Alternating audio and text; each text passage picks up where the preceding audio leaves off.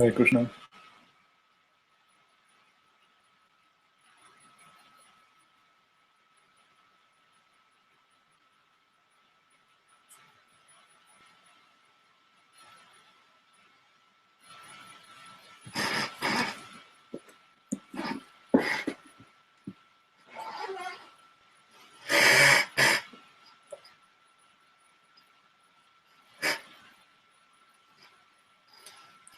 Vrinda, are you logged on? Huh?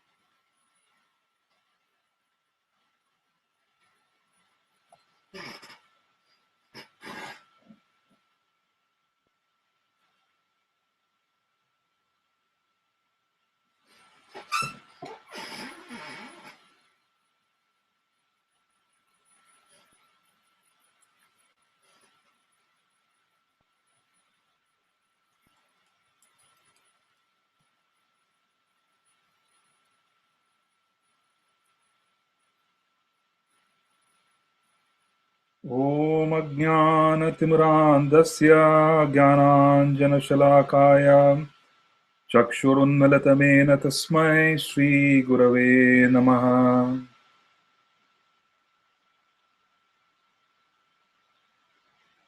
Shri Chaitanya Manobishtam Apitamena Bhutale Swayam Rupa Kadamahyam Dadati Swapadantikam. Jaya Sri Krishna Chaitanya Prabhu Nityananda Shri Advaita Gadadhar Srivasadi Gaur Bhakta Vrinda. Hare Krishna Krishna Krishna Hare Hare Hare Ram Ram Ram Hare Hare. Namo Namo Aniruddhaya Hrishikeshendriyatmane Namah Paramahamsaya Purnaya Nivritatmane Swarga Pavarga Dwaraya Nityam Suchi Sade Namah Namah Hiranyaviryaya Chaturhotraya Tantave.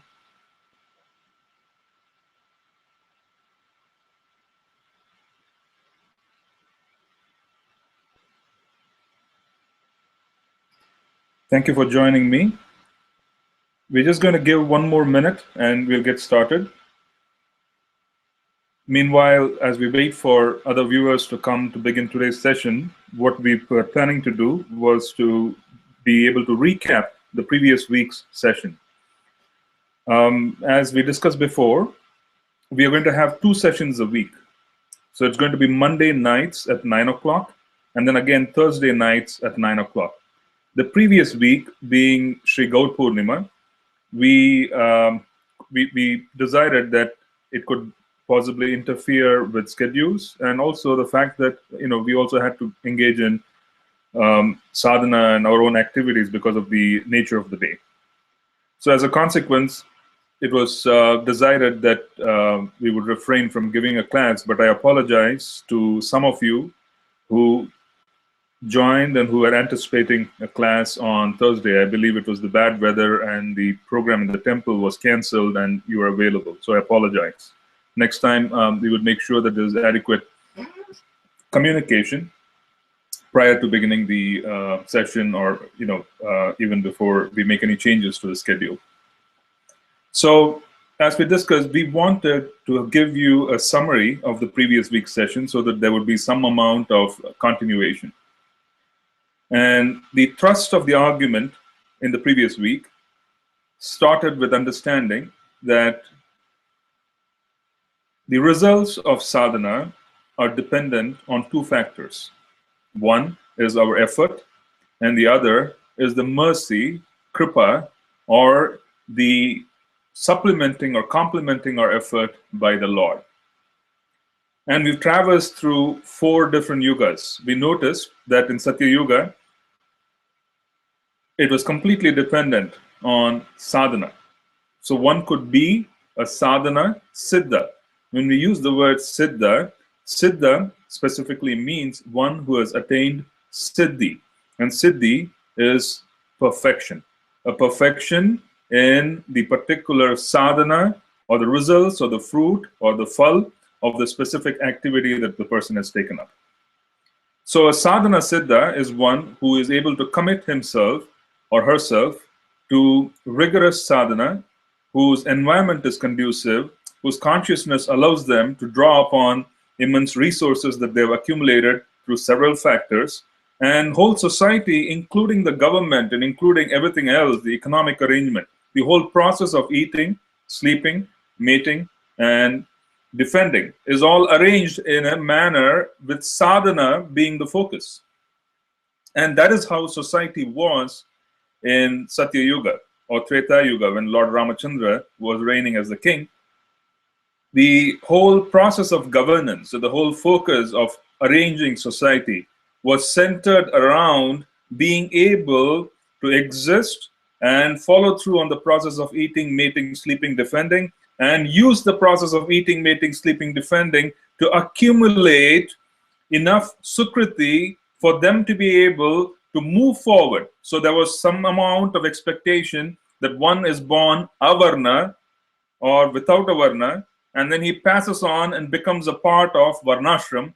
So he becomes a shudra, and then he progresses on to take on the life of a vaishya who is a businessman, and then he takes on kshatriya and then becomes brahmana, and then finally he is able to traverse. So one is able to make progress in the social order, and the social order was designed based on consciousness. And consciousness would prompt them to act in a certain manner. One would be prompted by internal consciousness to adopt a certain duty. Right? The Brahmana would have a propensity, because of his consciousness, to take up Brahmanical life. They would have a propensity. And they would not deviate because society supported them. They knew exactly that society would support them if they did their duties properly. So did the Kshatriyas. The ayana, or the direction of life, or the goal of life, was defined by Varna. So the 4 Varnas had very specific goals. The Brahmana had moksha as the objective. So he engaged in intense objective of attaining moksha. So he used to focus so much on reading Shastra. They used to focus so much on following rules and regulations. The whole life of a Brahmana was to follow the samskaras. So the way of life was, I'm very busy. I have a samskara in the morning, samskara in the evening, samskara in the afternoon. I have so many different things. Rules and regulations. Oh, if you got to go and draw water in the middle of the night, you got to chant some mantras. If you're going to go near a specific place, you got to chant some mantras. The whole idea of a Brahmanical life was ritual based, and that was life. They were not meant to focus on anything else. And this allowed them to be of service to society because they had propensity by virtue of consciousness and by virtue of accumulated piety over several births. Both of these factors contributed to their ability to be able to serve as Brahmana. And then the Kshatriyas have the ayana of dharma. Enforcing and protecting dharma is the goal of being born in a Kshatriya household. So a Kshatriya needs to know what is dharma. So a Kshatriya, and if you notice, Krishna spoke to Arjun, who was a Kshatriya. Lord Ramachandra, when he appeared, he was Kshatriya. They were not born in a situation where they were going to hide in a cave. They were born in a situation where they could set up society in a conducive manner, and so that society itself could progress in a manner that was designed to facilitate gradual progress from one level of consciousness to another, go from absolute ignorance, tamas, with the goal of only having fulfilling desires, that is Shudra. If we have the goal of only fulfilling the desires of the body, that is Shudra, Kama. Kama is the focus of the Shudra, right? Artha, which is the accumulation of wealth. If the sum and bonus and so on and so forth, and the whole goal of life is to accumulate wealth, then understand that there's mixed consciousness. There is both Rajas and there is Tamas. This is businessmen. One category above Shudra, an improvement. If the whole goal of life is to enforce Dharma, then there is pure Rajas. Kshatriyas had pure Rajas. That's why they had the ability to withstand pain. They had the ability to manage. There was great propensity to create and to establish and to expand their kingdom. All of these processes require Rajas. And there was also the reason why they had many queens. Okay, more than one lady was married to proper Kshatriyas. It was a fact of life those days. And then you had the Brahmana who had the goal of moksha, and his whole ideal was to accept whatever society gives him, not so much begging, more so in terms of being able to offer subtle credits. So when the Brahmana was being fed, his subtle credits were passed on to the Kshatriyas, to the Shudras, and to the businessmen. So there was society which knew that you had to support a certain class of people in a certain way. It was facilitated by kings who understood the word dharma. And dharma is not a complex word. Dharma means one who understands and the purpose of the soul. Duties performed with full knowledge of the goal of life as defined by the dweller within the body. That is dharma. Dharma is not simply based on being asked to do something which is because of our birth or because of our social circumstances. There is the category of inferior dharma and superior dharma. So when Krishna was asking Arjuna that you have to give up all varieties of dharma, sarva dharman parityajya, mamekam sharanam vraja, he was literally saying, give up all varieties of upadharma, chaladharma, or secondary objectives and duties of life and surrender unto me, because knowing who you are and knowing who I am, the duty that is defined after this knowledge is true dharma. So the Kshatriya who knew this dharma was a superior Kshatriya. He was a Raja Rishi. He was not just a Rishi or a Raja. He was a combination of Raja Rishi, self-realized but acting according to the propensity and duty demanded by society. Because when there's great power in being a king, you have the ability to enforce and protect the spiritual life of vast majority of the population. Because the arrangements that would be made by a knowledgeable king can go a very, very long way in being able to assist society. Right? So going back to our statement about last week, society was designed for progress in sadhana. So one could afford to be a sadhana siddha. And the expectation was that you become a sadhana siddha, because everything is being arranged, everything is being given. So why not expect the whole world from you? Why not expect things which are unprecedented? Why not expect that you would do things which are extraordinary? Because there's immense facility that's being provided. It's a very, very fair expectation. Contrast that with Kali Yuga, where the rulers do not know the definition of dharma because they are not self-realized. Society's resources are not adjusted, they are not being managed in a manner to facilitate sadhana.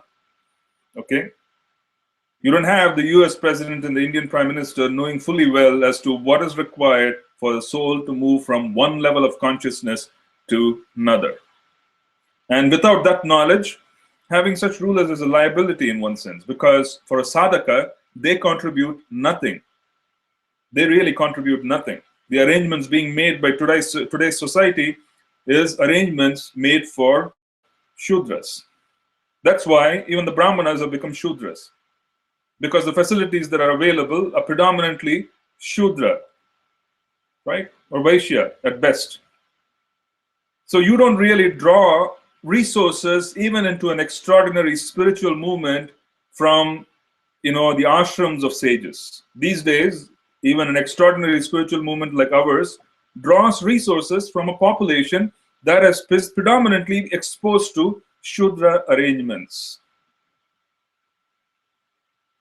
So this gives us a clear idea that you cannot be expected to do 100% and the results of your sadhana would be able to take you back. No.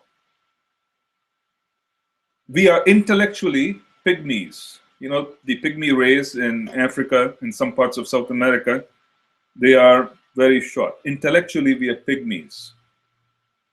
We don't have the capacity to remember things that we do in the morning. We don't have the capacity to digest Shastra. We don't have the capacity to pursue sadhana. We don't. Because by the time we chant 16 rounds, go to work, and whatever happens during the day between 8 and 5, it possibly reverses whatever happened before that. And then you have to come back again and reconnect, right? We all experience that because we carry so much of what we do during the day into the night. And then we again have to work on it to become ready the next morning. So one understands that the environment is not going to provision you for sadhana. So one cannot expect you to be a sadhana siddha. The other category which we spoke of is the Nitya Siddha, which does not require any discussion because they are liberated in the first sense. They belong to the spiritual sky. Both their feet are in the spiritual sky. They simply operate here as if they are a part of this environment. Even that is considered to be dangerous, even for them.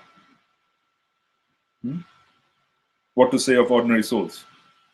So we are Kripa Siddhas. We arrived at the particular agreement and understanding that we are completely dependent on Kripa.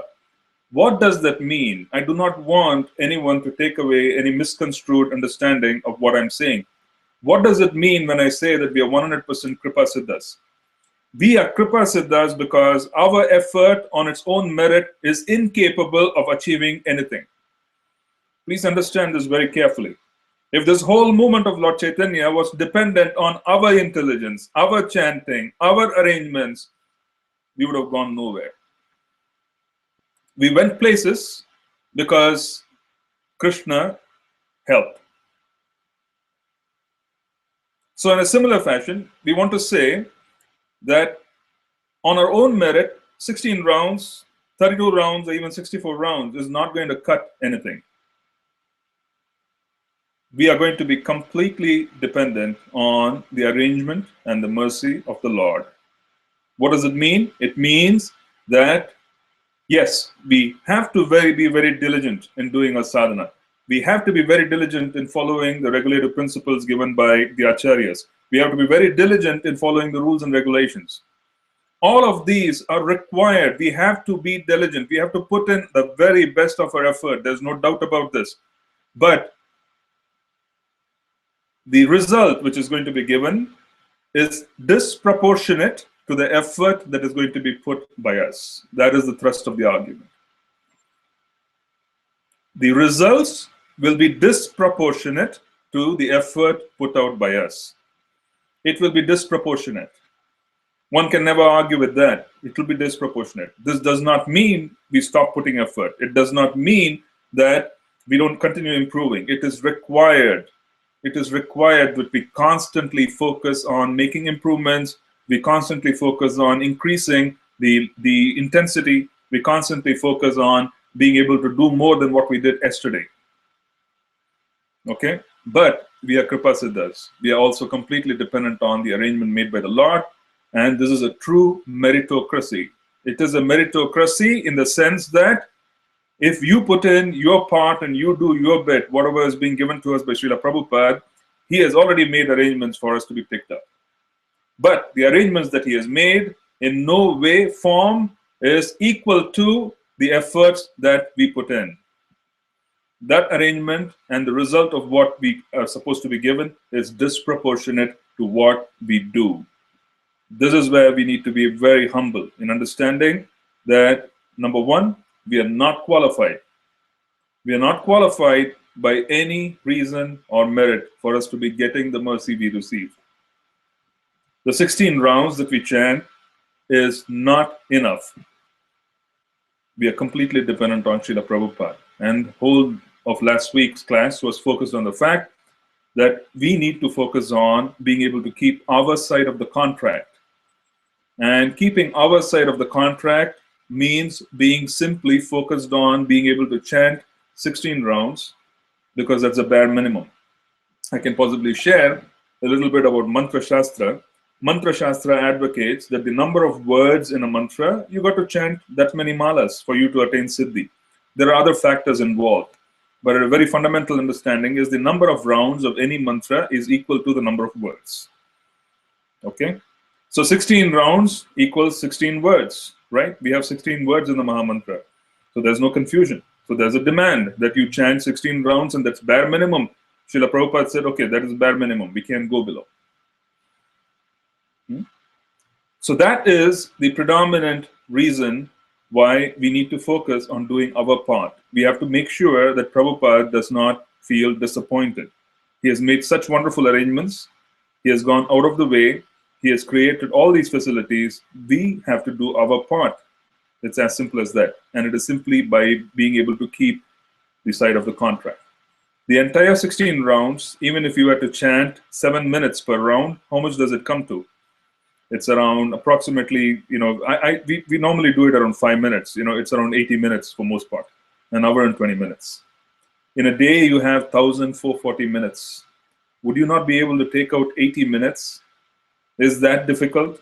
Even if you're chanting 16 rounds, I know there are many of you who chant 1 round, 4 rounds, 6 rounds.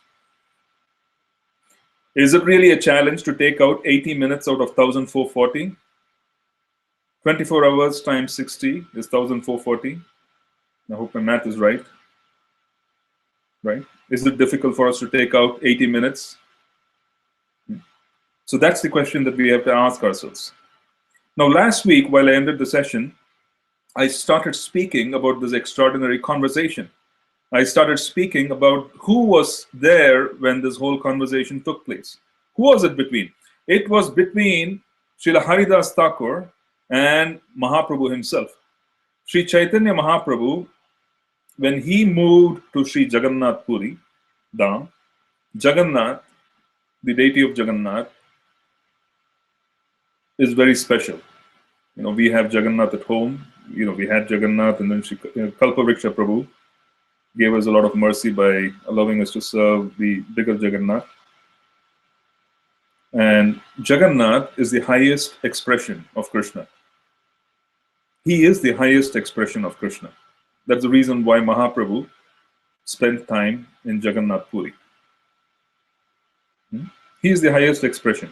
If there is a form of Krishna in this material world which shows Krishna in the highest expression, in the highest mood, it is Jagannath. That's why Mahaprabhu moved there, because the Mahaprabhu came in the mood of Srimati Radharani. So towards the later years, when Mahaprabhu had taken up sannyas and he had moved to Jagannath Puri, Haridas Thakur was given and made some, there were some facilities made for Haridas Thakur. There was a tree. I think some of you who have visited Jagannath Puri have seen the tree. It is, I think it's called a Siddha Bahula tree or Bakula tree. It's one of those. Okay. Anyways, it's supposed to be a very special tree with some potency. And then beneath that, Mahaprabhu set him up so that he could sit and engage in Nam Bhajan, in seva of Sri Nama Prabhu. And during that time, Mahaprabhu used to visit him quite often. And during one such visit, Sri Chaitanya Mahaprabhu began talking to Sri Haridas Thakur because he was the Namacharya. Now this comes very interesting. It becomes very interesting. How would you choose someone based on meritocracy? That's the movement. Our movement is very special because it was not based on birth. It was not based on any other qualification. It was based on pure meritocracy. It was meritocracy because Sri Haridas Thakur had already displayed his dedication and his focus on chanting the holy names. He had already given all kinds of demonstrations. There was a time when Srila Haridas Thakur was chanting and some very mischievous people wanted to disturb his chanting. They were very envious. And they sent a prostitute to distract him. If it had been anyone else performing any other sadhana, they would have surely succumbed. Because it is said that the prostitute was as powerful and she was fully empowered by Maya herself. And the reason why she was empowered was because this was to prove the potency of Srila Haridas Thakur as the Namacharya. It was also to prove the potency of the holy names. As the prostitute approached and sat down, it was proven that Srila Haridas Thakur transformed her nature into a pure chanter of the holy names and initiated her into Harinam in 3 days, as opposed to her being able to influence him in any manner. Where did this potency come from? This potency did not just come from his sadhana. This potency came from the fact that his internal quality was Trinadapi Sunichena, right? Taroriva Sahishnuna, Kirtaniya Sadahari. Sorry, I forget the full verse. Trinadapi Sunichena. Right? It came from the verse defining humility. And what is humility? Humility is the acceptance of one's environment as being arranged by Krishna and having the courage to act upon it. He was an extraordinarily humble devotee, and as a consequence, he was able to engage in kirtan at all times, Kirtaniya Sadahari.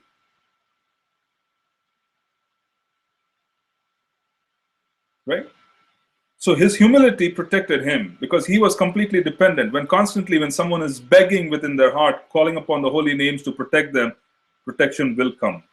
On the other hand, if it was a yogi or someone who was following some other process, they will not be able to do so because they are dependent on their own strength. This again is proof of being Kripasiddhas. Being a Kripasiddha means we depend, and dependence requires humility.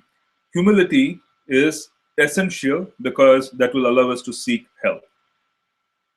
Humility is essential because that will allow us to seek help. But Haridas Thakur also had another ornament. He was extraordinarily compassionate. His compassion extended to not being envious of the person who came to upset his sadhana. Instead, he gave her a gift of Harinam and initiated her and accepted her. It requires great compassion to be able to accept someone who has been a source of harm. Srila Prabhupada displayed this several times over during his pastimes on the planet. He accepted many deviations, or he accepted many actions of disciples with compassion and gave them a chance again and again and again. He was not in the mode of ignorance where some rishi or some sage would just curse because someone is deviating. He used to constantly look to see how he could facilitate even those who had moved away. Just as Sri Mahaprabhu, his assistant, himself deviated, even though he had the association of such a powerful personality as Mahaprabhu, the Supreme Lord himself, the assistant deviated. He went after the gypsies. But Mahaprabhu went and dragged them back. But what to say of Srila Haridas Thakur? There he was completely dependent on the holy names. He was an ornament or a personification of humility. He personified Trinadapi Sunichena, right? He could tolerate. Taroriva Sahishnuna. He was very humble, and we're going to talk about that as well in terms of tolerance and being able to accept the arrangement made by the Lord. The grass, Trina, accepts the arrangement made by the footsteps. When we walk on grass, what happens? The grass bends. Isn't it? It does not really resist our walking. It bends. It allows us to walk. So what is that? It is a matter of being able to accept the fact that someone is walking on me and this is the arrangement of the Lord. Let me accept it. Because once you accept that something is being arranged by the Lord, then you would be able to very clearly see the plan of the Lord. So Trinadapi Sunichena Taroriva Sahishnuna. Amani. Amani is having absolutely no pride. Being prideless. Prideless in the material sense. There's great pride in being a devotee and a servant of Lord Chaitanya. This is the greatest pride one can ever have, is to be given the opportunity to chant the holy names. Greatest. There's really nothing else which one can aspire for after coming into this planet. There's really no other goal. So Haridas Thakur was able to accept the arrangement of the Lord. He said, okay, a prostitute has come. She has come to distract me. And he said, this is the arrangement of the Lord. Oh Nama Prabhu, I have dedicated my life to calling up and glorifying you. And you're non-different. You're non-different. Abhinnatvam nama naminoho. There is no difference between you and the holy names. Between you and the holy names, there's no difference. That's the beauty of a process, because the sadhana and the sadhya are the same. You don't have any external interference. It's very beautiful. It's integrated. So he said, I'm going to depend on you completely. I'm going to depend on you, and I'm seeking your protection, and I'm going to chant. So he called upon the holy names with great humility, but also had great compassion on the person who came to affect him, the prostitute. Because without compassion, there would have been no initiation. Without his compassion, the holy names would not have blessed the other lady. It's impossible. It was the compassion of Haridas Thakur where he was able to take his Shraddha and make an impact on the person sitting next to him. Otherwise, it's not possible. So there was both humility and compassion, and these are ornaments which are given by chanting the pure name. It's a testament. Compassion comes when you chant. Humility comes when you chant. You need humility to chant, and chanting brings forth humility. Right? And what is humility? We got to take this meaning home. Humility is our ability to accept. That is the exact meaning. Trina. Be Trina. Be Trina. Trina the Pisunichena. Trina is grass. Be a blade of grass. Humility is the ability to accept the arrangements made by the Lord and to act upon it with courage. He acted upon it with courage. He chanted. He called upon the holy names in complete dependence. And what was the end result? She was transformed. That was his glory. She was transformed. On one other occasion, Srila Haridas Thakur displayed his extraordinary faith. So when we spoke of humility, compassion, we're talking about the quality of faith. Different. He displayed extraordinary faith. Faith develops or is required when we have not experienced something. So faith is developed when we have not experienced something, but we believe that that's what it is. So there's some amount of anuman, inference, that's being made that that's what it is. We used to share the experience, or rather the example of someone who is getting into an elevator at work. We do that every day at work. We get into an elevator and it goes up instead of going down when we press the button. That's faith. We are used to being faithful, by the way. We are used to being faithful. Faith is not alien to us. We get into an elevator, it goes up instead of going down. That is faith. Okay? One day, if it ever goes and does the opposite, we will lose faith. So his faith and his determination was so strong in the holy names because he had experiences. When faith increases to the point of being able to experience the holy names, then that is not called faith, it's called experience. So his faith was such that he was experiencing prema in the holy names, through the holy names, through the process of chanting the holy names. And as a consequence, when the local Islamic rulers decided that this person is a Muslim, he belongs to our faith, and he has deviated, he must somehow be taught a lesson, because if you catch him and teach a lesson, then everybody else would follow track.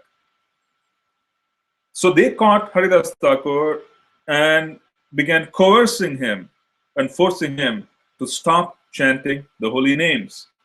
Imagine trying to tell the Namacharya that you should stop chanting. But he was extraordinary. He withstood all the beatings. It is said that he was beaten up in 22 different marketplaces. He withstood all the beatings, but never stopped chanting. How many of us are being beaten on a daily basis? None of us. What I'm trying to say is that we don't have extraordinary pressure or circumstances which should prevent us from being able to pick up our beads and chant. Is someone forcing us not to chant? Is someone even troubling us? No, we have been given such good, wonderful facilities. We can freely chant. We have no compulsion, no reason for us to even think that we cannot chant, which is a great blessing. It's not ordinary. So Haridas Thakur wanted to prove that even under the worst circumstances, you don't give up your faith.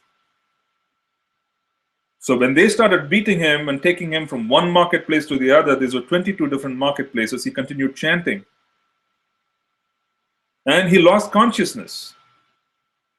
He was not in the physical realm. They continued beating him to pulp and dumped him in the river, hoping and thinking that he had already passed on.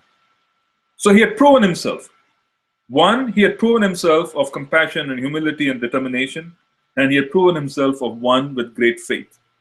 Sri Mahaprabhu loved to hear Dhruva Charita and Prahalad Charita from the Srimad Bhagavatam on a daily basis. Imagine focusing on just those two kathas from the Srimad Bhagavatam on a daily basis. And he used to love it so much that he used to make people recite that on a daily basis, and he used to hear very attentively.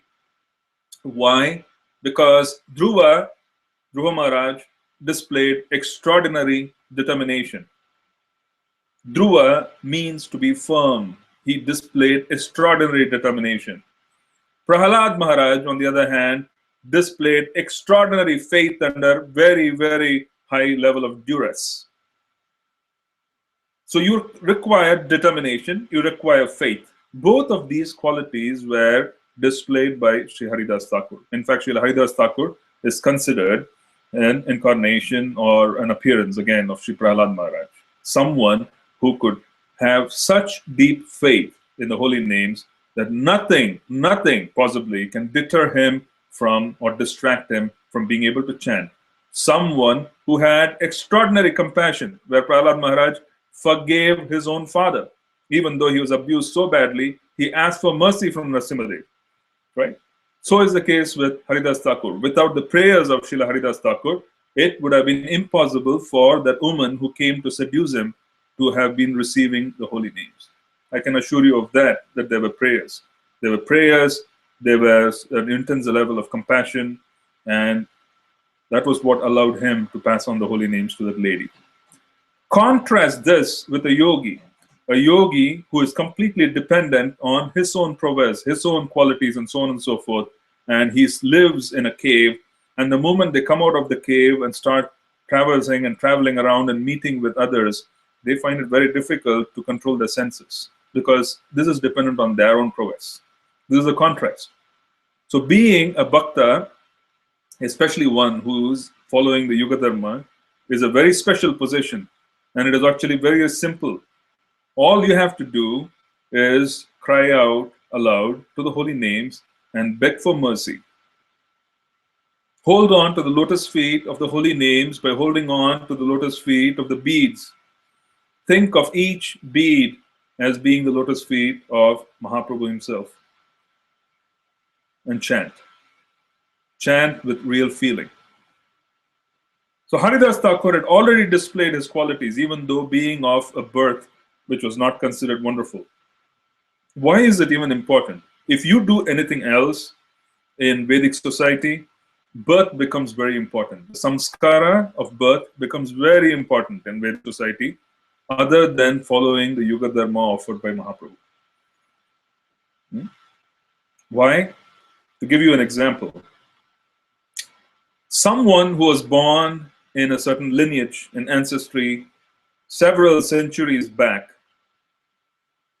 can still influence us today. Do not take this lightly. Do not take this lightly. Someone in our ancestry, if he had a propensity or she had a propensity for illicit connections, that can have an effect today, several generations down the line. The propensities are a part of the karmic reactions that we inherit by being born in a certain kula, in a certain family. That's why family tradition becomes very important.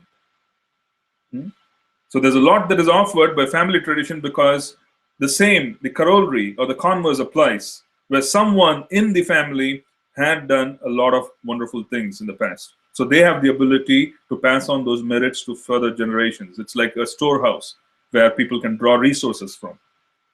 So if someone had deviated, they cause the same problem. So that's the reason why the yearly oblations, the tarpana, Amavasya tarpana, which is a ritual which is done by everyone practically, whoever is in the varnas.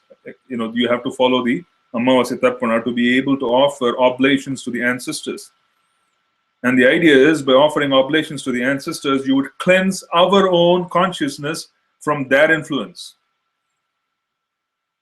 Negative influences are taken away because there'll be propensity for certain activity based on the ancestry. That's why family is important for anything else. But Mahaprabhu wanted to prove that Yoga Dharma, there'll be absolutely no rules in terms of family tradition. There'll be absolutely nothing which we would be following other than wanting to surrender to the holy names. So he chose someone with an extraordinary background. He chose someone who would be remembered as being an extraordinary person centuries ahead. So today in 2015, we can still say it was extraordinary that a Muslim was chosen as the Namacharya. 5 centuries, 6 centuries later, we can make this statement. Why? Because he had already strategized this. Nothing in this world happens if it has not already existed in the spiritual sky. If you are strategizing in various corporations, it is because strategy exists. And strategy exists because it exists in the spiritual sky. The greatest strategicians are spiritualists. We had this meeting of Nityananda Prabhu, Advaita Acharya, Haridas Thakur in Advaita Bhavan. That's where Srila Prabhupada went to get blessings before he came to the States. What were they doing? They were strategizing how to spread the mission. Srila Prabhupada wanted to go there so that he could come here with all the potency and the blessings of the parampara. So there was a lot of strategy involved. And this strategy was a part of why Haridas Thakur was chosen. He just went in the complete contrast. He chose someone who would normally not be accepted and said, this is the Namacharya, because the Yuga Dharma is to chant the holy names, and here's Namacharya, who is a complete contrast in terms of rules and regulations for following, your regular walk of life in Vedic India or any other part for that matter. Okay, he chose that. He wanted to make a statement. He said, no rules and regulations. I mean it. Here's your Namacharya. Look at his qualification of birth. He has karma, which is contrast. Karma is going to determine our birth. It's going to determine who we are. But if there are desires that can overpower karma, then we have the ability to overpower karma and move forward. Okay? So that is what he wanted to prove by choosing Srila Haridas Thakur. I want to stop because I have gone over. It is 9:44. And maybe we can spend the next 10 minutes or so just taking questions. If you have any questions, I believe that we have the ability to do a Q&A. So, I'm sorry.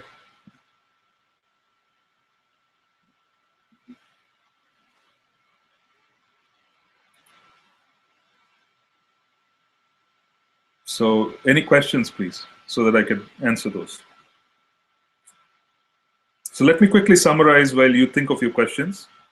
Today, we spoke of the fact that there are no rules and regulations. We spoke of the fact that there was intense strategy involved in being able to pick Srila Haridas Thakur with his background. Srila Haridas Thakur determined, or rather, he displayed the qualities of the verse, Trinadapi Sunichena, which is given in Sri Shikshashtakam. He displayed the fact that he was humble. He displayed the fact that he was extraordinarily compassionate. He displayed the fact that he had deep faith and he was determined beyond the body. He displayed all these facts. We also spoke of the fact that all of these are qualities that are required. We spoke of the fact that Mahaprabhu was extraordinarily attracted to Dhruva Charita and Prahalad Charita because both these charitas in the Srimad Bhagavatam display these qualities. He used to constantly listen.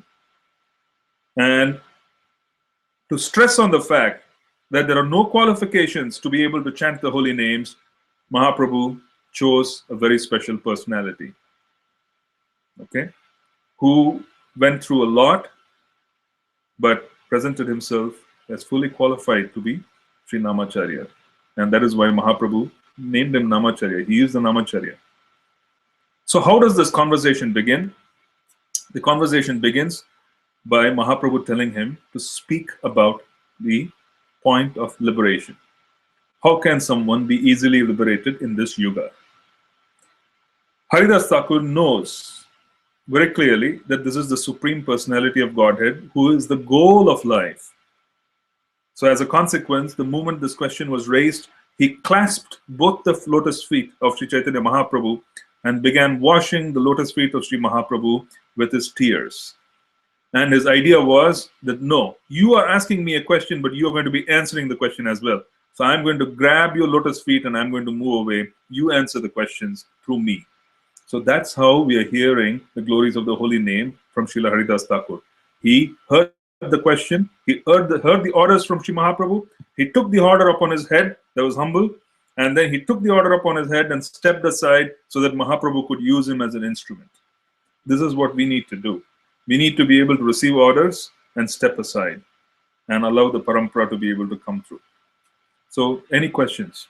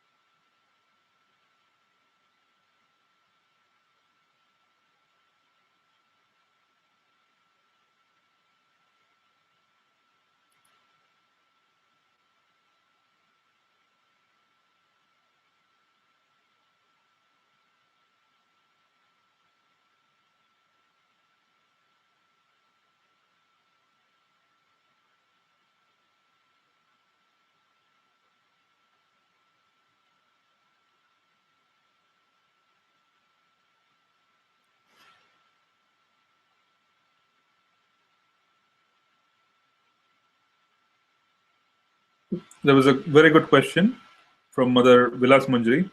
What exactly does it mean to accept it as arrangement of Lord, like grass? Grass bends. Does it mean that we should remain humble and tolerate every situation without reacting, thinking that there's an arrangement of the Lord?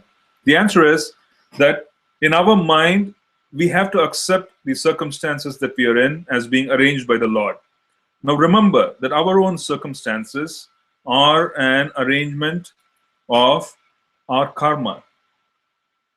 For most part, our circumstances in life are being an arrangement of our karma. We have to have that understanding. But we also have to have the understanding that yes, these are my karmic reactions, but Krishna has also wonderfully arranged for me to move forward, and it is going to happen through the circumstances that I see now. So we accept the circumstances as Krishna's arrangement, and by doing so, even though it's just our karma and we involve him, it will become his arrangement, right? For example, I'm just giving a simplistic example to drive home the fact. If you go to the market and buy a basket of apples or any other fruit, it is just matter, right? It is just matter. That is it. It is just matter. So you buy a basket of apples and you bring it to the house, which is just material, and then you offer it to Krishna. Krishna accepts the apples and it becomes spiritual. So what happened here? Here, you bought the apples and you involve Krishna. Similarly, involve Krishna in the circumstances of your life by saying that these circumstances are very specifically engineered for my advancement. There's something here for me to learn, and that's the reason why these circumstances have come upon me. If you have such a mindset, there will be an opportunity to constantly see Krishna on a day-to-day basis in every arrangement that's being made. It's a very, very powerful way to be able to constantly engage in Krishna consciousness, because one would be able to see every arrangement as being made by the Lord, even though it could be our karmic reactions. If you trick him and say that this is my arrangement, this is fine, this is my karma, but I see it as your arrangement. And the moment you say that and you accept it in your heart, he will become involved. And if he becomes involved, we will start learning how to spiritualize the so-called intense situations that we are in and be able to accept it as the Lord's arrangement. That is the arrangement of Trinada Pisunicena. Trina. See, not every one of us is going to be picked up and beaten up in marketplaces. Not every one of us. Our problems are minor. So accepting them as Krishna's arrangement and being able to give 100% to the holy names is not a big deal. So one has to also be able to step aside and look and see that in relative sense, what we have is not a bad arrangement. We have Sangha, we have the ability to chant, we have a fairly healthy body, we have everything. So why are we complaining? Why not just accept all of this and say, this is the arrangement of the Lord? The moment we do that, it will become the arrangement of the Lord, and you will be able to draw power from the arrangement rather than becoming drained. Remember that. It's very important for us to just make that acceptance in our heart. It will transform the situation. Our spiritual master, Srila Bhaktitirtha Maharaj, used to call this the school of love. We are here to learn to love. It's a school. There will be different grades of students, some good, some better, some best. But we are all here to learn. And the idea is to be able to pass out and be able to love Mahaprabhu in a proper way. To do that, we first have to accept that this is his arrangement. The moment we start accepting that this is his arrangement, everything else will fall in place. Accept it. That's the point which we were trying to make, saying accept. This does not mean we become doormats. We have to have good understanding that what we are doing and why we are doing it. Okay? But first, in our heart, we accept it. It does not mean we don't speak out. It does not mean that we don't consider something as good or bad or friendly. The fact is that we accept it. Acceptance and judgment are two different things. Let me go on to the next question from Raj Prabhu. I heard Haridas Thakur is an incarnation of Brahma. You said he is Prahlad Maharaj. How do we understand this? There can be multiple personalities who incarnate. Even when we say Lord Brahma, we really do not know which Brahma. Do we talk about the Chaturmukha Brahma, or is he an 8-headed Brahma, or is he the 16-headed Brahma, or the 32-headed Brahma? Which universe? We do not know. So we use the word Brahma, yes. Okay. But we also understand that there can be multiple personalities who project themselves through the personality of one person. It can be. Yes. Because it's not possible in the material sense. We call it schizophrenia, right? We call it Jekyll and Hyde. There's a good side and a bad side. This person is schizophrenic because, he speaks this and then he speaks that, and then, he's got a split personality. The psychiatrist would diagnose this. But spiritual life falls into the category of being diunital. In theology, a word which we use to classify this is called diunital. An apparent contradiction can coexist in harmony. That's what we see in spiritual life. So there can be two different personalities. Lord Brahma, there can be Lord Prahlad Maharaj. You see that in many, many cases, not just in Haridas Thakur, that there was the influence of many different personalities. Okay? Not a contradiction. I hope that answers your question. If you have more, you can write to me. Or you can use the comments section on the website, and that will also help. I can answer. I answered some questions which was put out, or a comment. I responded. Any other question?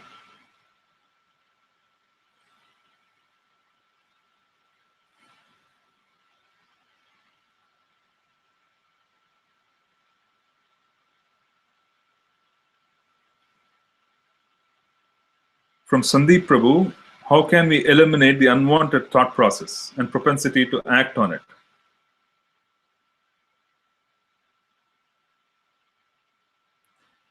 A good way to understand if something is wanted or unwanted is to be able to put it through the filter of whether it is assisting or not assisting in the process of devotion.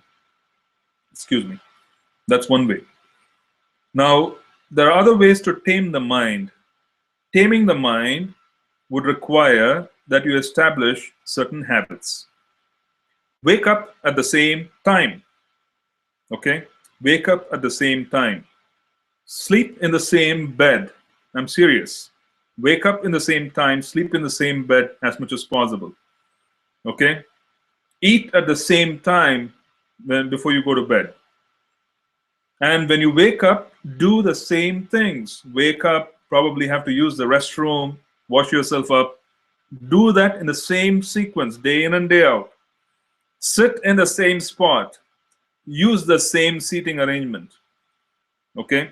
All of these, if it is followed by taking up the chanting of the holy name, would help the mind settle down and understand that, okay, this person is going to do this activity and he does not like to be disturbed. Okay? That is exactly how you do it. You tame the mind and help it understand that you are going to be doing something special and you don't need help. The second way is to be able to see if a particular thought process is helpful or not helpful. During chanting, you don't need that. Srila Prabhupada gave us very clear instructions. He said, chant and hear yourself chant. So two senses, speak and sense of hearing. You should be able to hear what you speak. Okay? Try that. It has helped me a lot where I used to concentrate on the hearing process. I used to plug my ears. I tried all kinds of things, and I found that it really helped in being able to hear how we chant.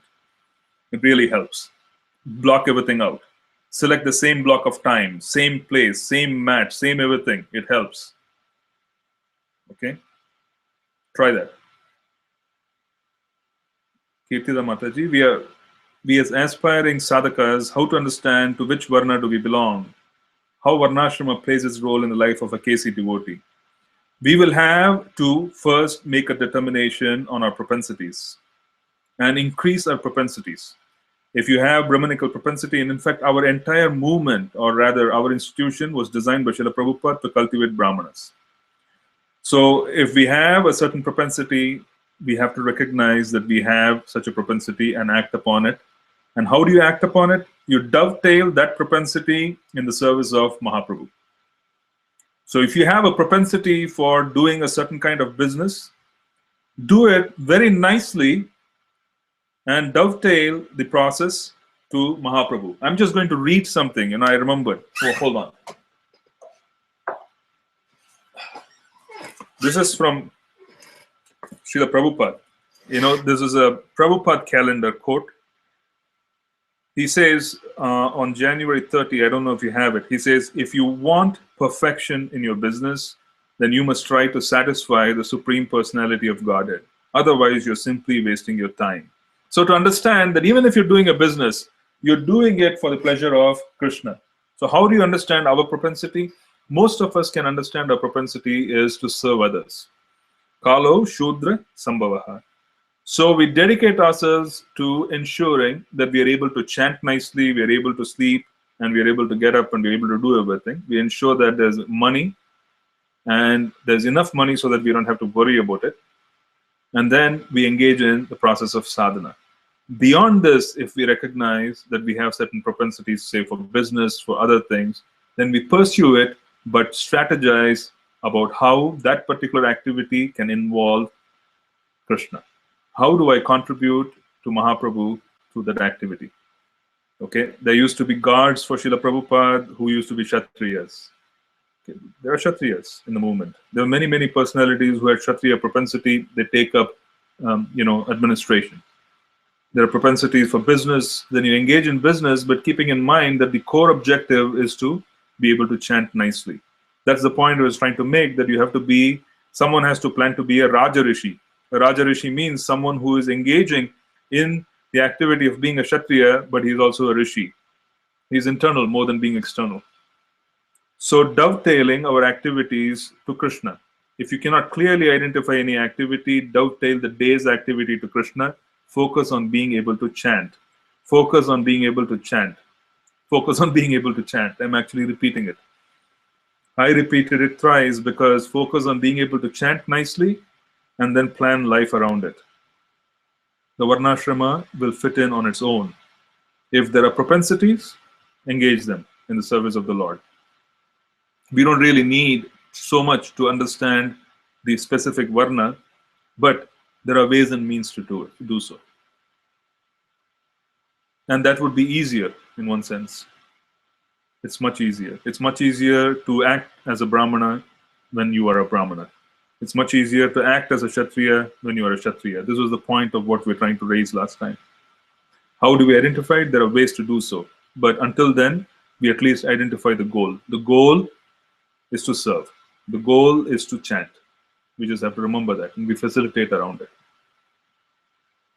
I'll elaborate more on a separate occasion. I think I've answered the two questions, and I believe that there are no more. It's already 10 o'clock, so I don't want to take up any more of your very valuable time, and we want to also come back and be able to do this again on Thursday. So thank you very much. If there are more thoughts, and if there's anything which you want to share, feel free to write to me.